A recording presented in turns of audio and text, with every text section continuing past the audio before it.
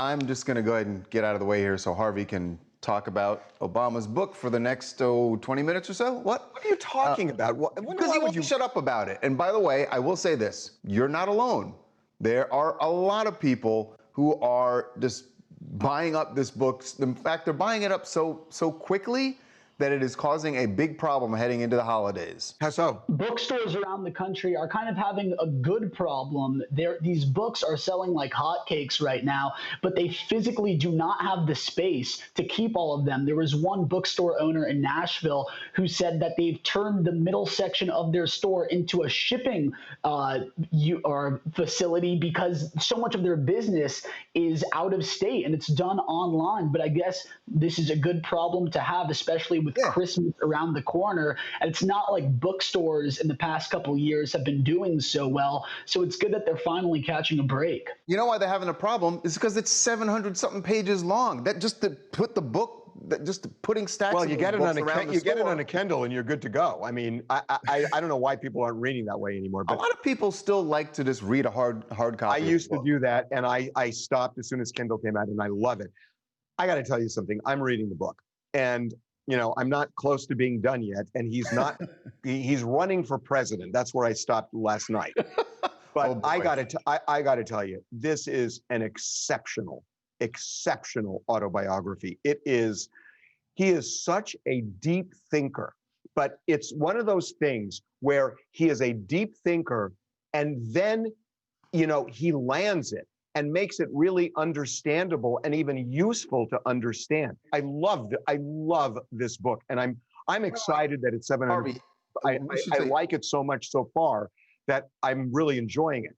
But I know you're liking it. Just before you dive into this, just for people who want to get the book, like we're saying, it's hard to get it hard copy, but if you're going to buy it digitally, this sounds really intimidating, even more intimidating to be reading 700 pages on an e-reader as opposed to actually flipping the pages. Well, you know, look, you know, if it's a crappy book, then 700 pages is endless. This is a great book. So I love the fact that I'm going to be nursing this book for several weeks now to finish it because it's so good. When he was a state senator in Illinois, he really formed this view because he was going around the state when he was a state senator and he was thinking of maybe running for Senate. And before he decided, for U.S. Senate. But before he decided, he just took a tour around the state. And he went to urban areas and rural areas. Illinois is one of the most diverse states that we have. And what he was left with that never left him was that people have the same issues regardless of their income, regardless of their social status, regardless of their circumstances, that even though people have differences, there's so much that is the same, that people have the same issues they're concerned about.